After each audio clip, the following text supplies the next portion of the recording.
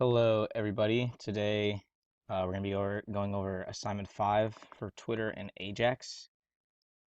Basically involves using some tools from the dev Twitter site with AJAX, using OAuth, some PHP, I think.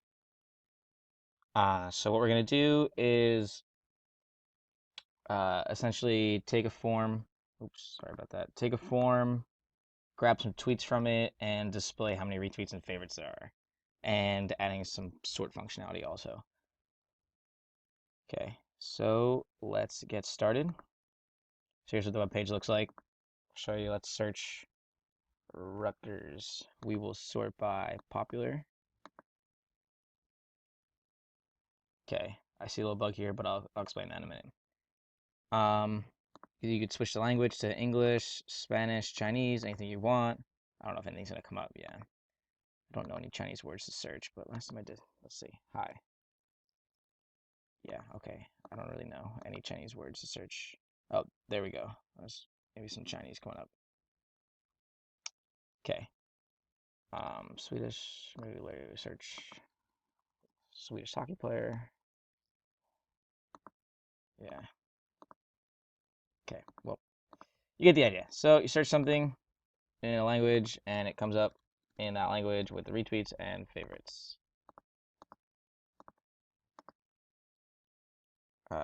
Okay. Let's look at the code.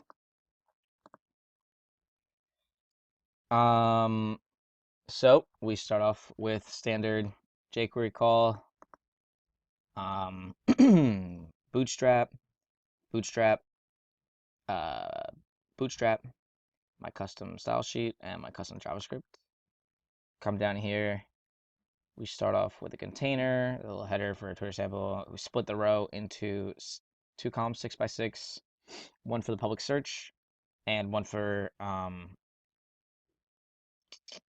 the drop down options. So we have the ID, get form, post form. This is for search.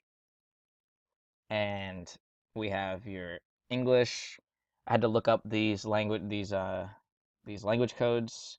S is Espanol, ZH or S is Spanish, ZH is Chinese for some reason. And then over here is the results. This is where or actually this is the result type. So this is where it sorts. You can do any sort or any option. You can get mixed tweets. I'm not really sure exactly what that means. I guess a mix between popular and any. I'm not sure. Um, get recent tweets and the most popular tweets. And then we have the submit button. And then over here we have the results with the output div and the error div. And right here we have the template for the tweets. So this is where we will take our JavaScript and put in the tweets and whatnot back into the HTML. This is the loading thing for AJAX, the little spinning thing when you search, the little GIF. That's basically it for the HTML. Let's move on to JavaScript. Okay, so standard document ready. This is for the AJAX loading GIF for when you search something. And then here is the form for the submission form. So what it's doing is it's getting everything from, we'll on submit, get everything from the form, empty out the divs so you can't just continuously stack information just for visual pleasure, you know, so this doesn't keep stacking 1,000 times over. So we have the variable search, language, and result type, each grabbing the value from the form, whatever ID or ID it is, .val. I have some console logging just for debugging. Drop that. This is the validation, so everything needs to be at least something. Can't enter nothing. And then there's the regular expression right here. If it's not right, print out an error. You must enter a search term. See, you must enter a search term. Regular expressions right there. And now to the meat and potatoes. So this is the AJAX call. So basically what we're doing is we are accessing API, the tweets API, the JSON from Twitter. We're going to grab this data object. We're going to grab the query, which is the variable search, which is the search from the field up here. We're going to grab the language, which is the variable language, which we grab the language from the field. And lastly, the result type, which we grab from the result type variable, which we grab from the HTML, the field. And then we move on to the success function. We move on to the success function and console log the server response just for debugging again. We set the server response dot statuses, which is just an extension. It's like more Twitter API stuff. So this is an extension of the server responses, one of like the variables, I guess, that comes back with it. We set that equal to one of our own variables, and we put it in a loop so we can grab everything. So, you know, we grab all the objects for the first server response, and we grab all the objects for the second server response. And we set it equal to tweet. And then we append the template. Well, hold on. So the var template equals the tweet.prop content. This is all just grabbing stuff from Twitter. And then we find the body, user, favorites, and retweets. I'll show you that with it as an HTML. So this right here, these classes. So we're going to find these in the JavaScript and append this to be whatever the server gives back to us. So template find the class body and change the text to the text of the tweet. So .text, tweet.text. Same thing, user, we change the text to @tweet user screen name. Favorites.text, tweet favorite count is just getting it from Twitter.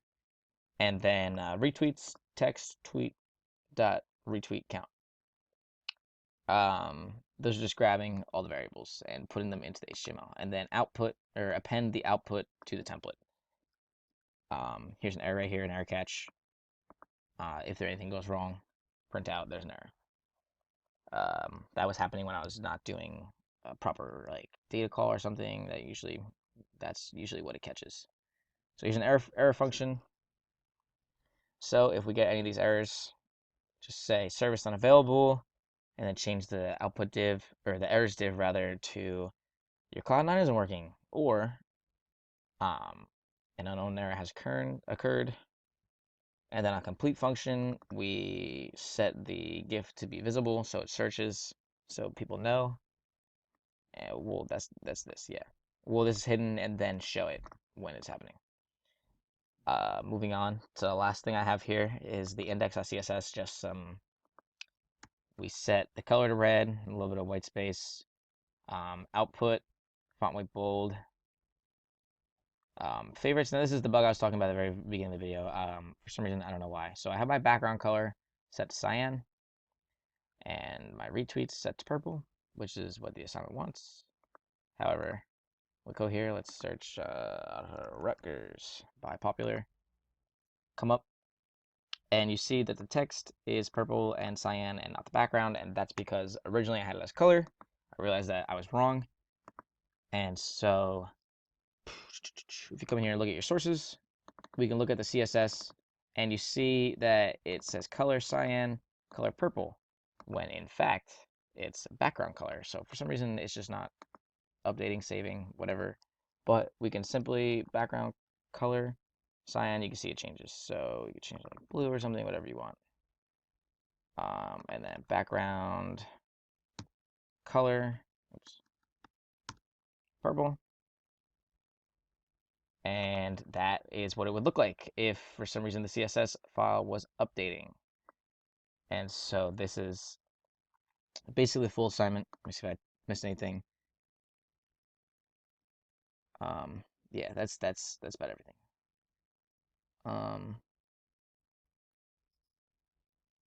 Yeah, so that's my assignment 5. Thanks for watching.